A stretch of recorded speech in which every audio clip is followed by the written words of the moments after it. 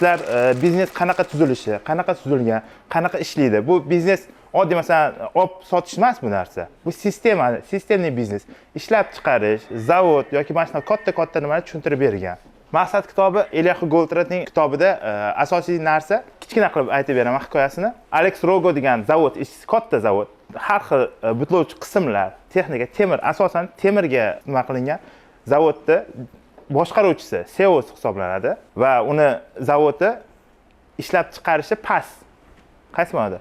Bir kun ertalab ishga kelgan payti kompaniya vitse-prezidenti, endi unaqa zavodlardan ko'pda, masalan bitta zavod u boshqarsa, qaysi yana undan tashqari zavodlar bor, katta bosh direktorlar bor. U bitta zavodda boshqaruvchisi. O'sha boshqaruvchining oldiga o'sha vitse-prezident kelib, unga asosiy nimasi aytadiki, 3 oy ichida pribelga kir. Unda shunaqa mana boshdan aytib bersam, kelib zakazlar berilgan zakazlar vaqtdan o'tib ketgan. Berilgan zakazlar vaqtdan o'tib ketgan. Masalan 4 haftalik, 3 haftalik zakazlar vaqt yetkazib berilmaganda kelib aytadiki, zavodni to'g'irla yoki 3 oydan keyin yopilasa. Bu degani 500 ta ishchi ishsiz qoladi degani. Oradan vaqt o'tib, masalan o'ziga maqsad qo'yadi, qanaqa? Shu zavodni olib chiqish, pribelga olib chiqish. Bunda unga eski professor do'sti yordam beradi. Qanday? Ular aeroportda ko'rishib qolgan payti, ikkasi gaplashgan payti, endi professor o'zining o'qituvchisi, hammamizda shunaqa narsa bor-ku, maqtangiz keladi, ozgina eski o'zining o'qituvchisiga mana shunaqa nima yetdim deydi-da. Zavodda shunaqa ishchiman deydi, bosh direktor boshqaruvchisiman deydi. Yaqinda deydi, ikkita katta deydi, robot olib keldi deydi. Bu robotlar bizga deydi 40% ga ishimizni unumdorligini oshirishga yordam berdi deydi. No, professor javob beradi. No, aytadiki, demak deydi 40% ga foydalar ko'payibdi-da deydi. Keyin bunda o'ylaydi-da, yo'q 40% ga oshmadi deydi. Biz lekin 40% ga deydi ish nima ko'p chiqaryapmiz deydi. Unda deydi sizlarda deydi unumdorliklaring oshgandi, tezliklaring kuchaygandir. Desa yo'q deydi. Unda nima uchun 40% ga oshding deb o'ylayapsan sen? Mana ishda seni qo'yding, qanaqadir ishga kuchni berding. Bu degani общий ko'tarish kerak-ku deydi-da. Общий zavod foyda olib kelish kerak-ku deydi. Keyin o'shandan keyin mutga tushib qoladi.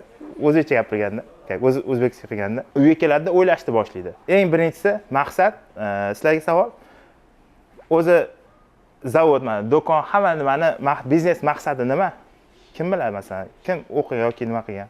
Kim tushunadi? Ha? Pul topishda, maqsad pul topish. Hamma sohada, hamma. Menimcha asnoviy hozir odamlarda ham, o'zimizda ko'p narsa ham shu narsa bo'lib qoldi, pul topish bo'lib qoldi bizda ham. Biznesda ham maqsadi pul. Nimaga? Siz bozorda 90% ni egallang. Farqi yo'q, qaysi soha bo'lsin. Bu kitob sohasi, texnika, notebook, telefon sohasi, siz foyda olib kelmasangiz u narsadan, pul ishlamasangiz, bir tiyin. Milliard dollar оборот qiling. Sizda ichida foydasi bo'lmasa, qiziq so'nadi bu narsaga baribir. Va maqsad pul, bu zavod ko'rib tekshirib chiqsa, zavod pul olib kelmayapti. Pul olib kelmayotgan sababi 3 ta sabab bor. Birinchisi, zavodlarda o'zi tuzilishi borda, zavod emas, umuman biznes tuzilishi bor. Birinchisi zaxira. Zaxira resurs deydi. O'zbekchasi zaxira. Ikkinchisi pul mablag'ini aylanishi. Aylanma mablag'. Masalan, bu qanaqa? Sizda qaysidir pulingizni tikdingiz bir nimaga. Masalan, buni tikdingiz, u sotib, keyingi foydasi kelishi. Keyin yana bu xuddi shu jarayon ikkinchi marta yana boshlanadi. Shu jarayon to'xtamasligi kerak. Shu narsa to'xtadimi? Pul mablag' aylanishi to'xtadimi? Biznes to'xtaydi. Aylanma mablag'. Uchinchisi operatsion rasxodlar. Operatsion rasxod degani, masalan, siz do'kon ochdingiz. Kichikroq masalan, lavkadan boshlasak, masalan, 2-3 lavkadan boshlasak, do'kon operatsion rasxodlar nima kiradi? Birinchisi oyliklar, o'shda ketadigan svet, hamma narsa. Soliqlar, u ham hamma narsa. Xullas shu do'konga taalluqli hamma narsa. Operatsion rasxodlar. Biznes yurish uchun, biznes yaxshi yurish uchun zaxira mo'tadil bo'lish kerak va bu ko'proq kamayib borish kerak. Aylanma mablag', pul aylanmasi o'sish kerak. Operatsion rasxod, bu oylik, hamma narsa aytib o'tganimdek, bu ham pasayish kerak. Bularga nisbatan past bo'lish kerak. Qaysi ma'noda aytyapman? Siz masalan bir oyda 100 million so'm pul mablag' aylantirdingiz. aylama mablag' 100 million so'm. Masalan, 100 million so'm. Va bundan foydangiz masalan 10 million so'mda, masalan 10 million so'm foyda bo'lsa, operatsionniy расходingiz 10 million so'mdan oshib ketmasligi kerak. Operatsion расход foydadan har doim kamroq yurishi kerak. Siz operatsion расходni ko'paytirdingizmi, minusga ketdingiz degani. Kitobda ham xuddi shu narsa teskarisi ishlayotgan bo'ladi. Nimaga? Zaxira ko'payib ketgan 40% mana nima uchun? Mana bu mayda detal ishlab chiqaradigan sexlar mana. Va yangi olib kelgan katta stanok va keyingi liniya desa ham bo'ladi. Mana shu liniyada tushunmovchilik bo'lib qolgani, o'rtada zaxira to'planib qolgani, mana shu kichkinalar bor-ku, o'sha mana bu ikkitasi ishlab chiqaryapti-da, bular kutib turib, masalan, bular kutib turibdi-ku, bu ishlab turaveradi bu narsa. Bu narsa o'rtadagi mana bu ikkita olib kelgan narsasi asosiy muammo hisoblanadi-da buni. Ishlab turavergani uchun zaxira ko'payib ketadi bu kitobda. Zaxira tepaga chiqib ketadi. Keraksiz mahsulotlar chiqargani uchun aylama mablag'lari bo'ladi-ku, aylama mablag'lari puli ko'p resursga ketib qolgani uchun resurslar ushlanib qoladi. Tushunib oldimmi? Mana masalan sizda qo'lingizda masalan qanaqa desam bo'ladi?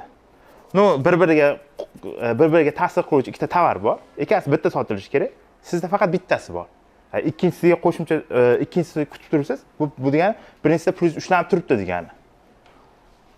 Mana shu расходlar to'xtab qolgan. Uchinchisi operatsion расход. Pul olib kelmayotgandan keyin, mana bu aylama расходlarni pulni aylamagandan keyin operatsion расход o'sadi. Nimaga? Operatsion расходlar aylama masalan oyliklar ishlayveradi. Foyda olmayapsiz, ishchilar ishlayveradi. Ular kun o'tyapti, demak, ularga oylik berish kerak. Расход o'sadi. Xuddi shuni bunga Alex Rogoni qandoq bunga yechim topadi? Bunda unga o'g'li bor-ku, kichkina o'g'li bo'ladi, maktabda o'qiydigan.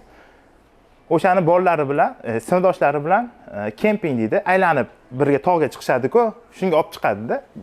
Ular o'qituvchisi kasal bo'lib qoladi. Chiqishgan payti hisob-kitob bo'yicha har 1 soatda 2 kilometr yo'l bosishlari kerak. 4 soat ichida kerakli manzilga yetib olishlari kerak. Bo'ldi, hisob-kitob bo'ldi. Endi yo'lga chiqishdi. 1 soat ichida 1 kilometr ham yura olmaydi. Sababi o'rtada bitta bola, sal bizga o'xshagan do'mboroq bola, sekinroq yuradi-da. Katta sumkali, sekinroq. Ular endi tashlab keta olmaydi-ku bu narsani. Hammasi ozgina 100 metr yuradi, bolachani kutib qo'yadi, ozgina yuradi.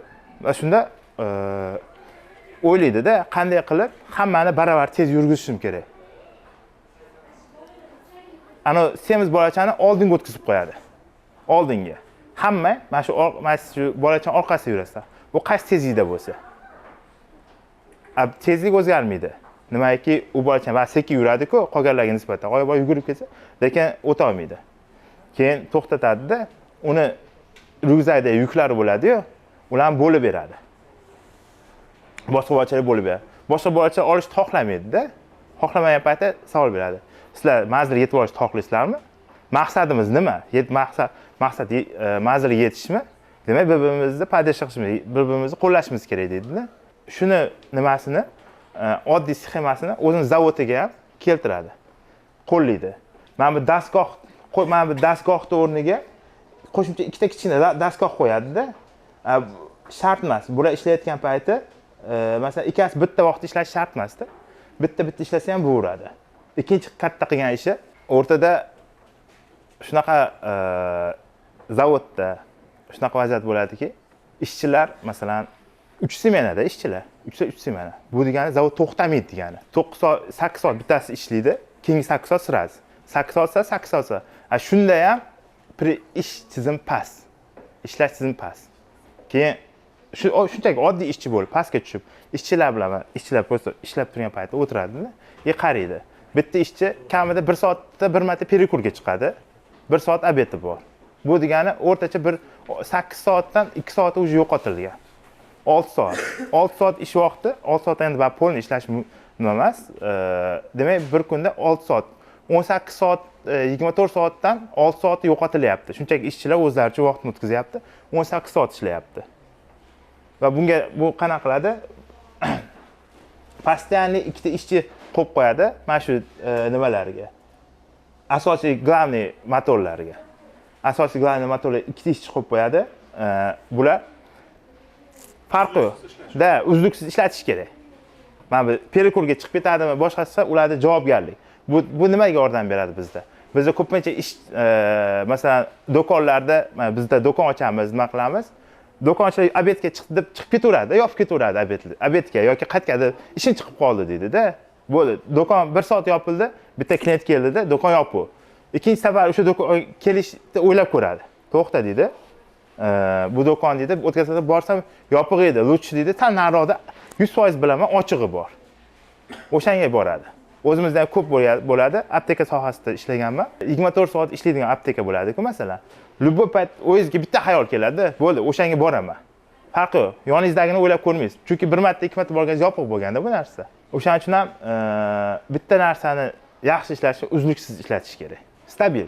Stabil desa ham bo'ladi. Yana nima keltiriladi bu kitobda? Alex Rogo kurashgan narsasi, asosiy kurashgan narsasi kasallik bilan emasda, kasallik simptomlari.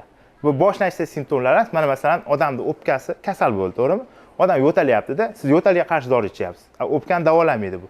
Bu ham xuddi shunaqa, qaysi zakaz kechikkanda, buyurtma kechikyapti, uni tezroq qilish kerak. Uni tezroq yetkazib berish uchun sizda 2-3 masalan odatiy nimadan ko'ra kuchdan ko'ra ko'proq kuch ketadi. Hamma shunga e'tibor beradi-da, shu narsani tezroq yetkazib berish kerak. 3 hafta asosiyan kechikkan zakazlar bilan, buyurtmalar bilan shug'ullanadi. Bu nimaga kechikyapti? Nima sabab? Mana shu bilan shug'ullanish kerak. Mana shu bilan shug'ullanishni boshlaydi-da, zavod tizimlashgandan keyin sotuv ko'payadi. Sotuv ko'paygandan keyin endi bu yoq marketing ishi. Lekin marketingda masalan ko'proq reklamaga bog'liq deymiz. Lekin eng yaxshi reklama bu mijozlar o'zi. Mijoz bir-biriga masalan 1000 ta masalan reklama qilgandan ko'ra, masalan hozir uylar bo'yicha juda ko'p mashinistlar ko'p chiqib ketgan-ku. Masalan, qaysidir qarindoshingiz mandan oldim, uyi zo'r ekan desa, o'shga borib pul to'laysiz-da. 100 ta reklama, 100 ta bloger reklama qilgandan ko'ra. Bunda ham xuddi shunaqa, bitta buyurtmani 2 hafta ichida yetkazib beradi-da. 2 hafta ichida yetkazib berish kerak bo'ladi. Bu ularning ishi bo'yicha juda qiyin ish hisoblanadi. Lekin Alex Rogo o'sha buyurtma qilgan firmaga boradi, aytadiki, "Men deydi, har hafta deydi 50 tadan yetkazib beraman" deydi. Bu degan bir oy vaqt olyapti. Sen lekin 50 tani olgin deydi. Mana shuni obobotga qilib turguningcha deydi. Men keyingilikdan yetkazib beraman deydi. O'ziga sal moslashtiradi-da. Buni yetkazgandan keyin keyingi buyurtmalarni u firma reklamasi orqali olib keladi. Endi kitobda bu narsa imminna paragrafda berilmagan. Menimcha eng katta yutug'i Alex Rogoning eng katta yutug'i mana shu ishida uni komandasi deb o'ylayman. Nimaga? Bitta odam hech qachon o'zi ish qila olmaydi. Ming kuchli bo'lsin, ming aqlli bo'lsin, baribir unga qanaqadir ma'noda komanda kerak.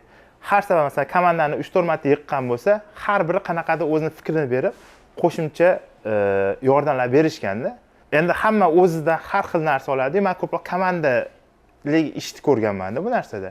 Kimdir qaysidir ma'noda ko'radi. Nimaga? Komandalik ishni ko'rganman.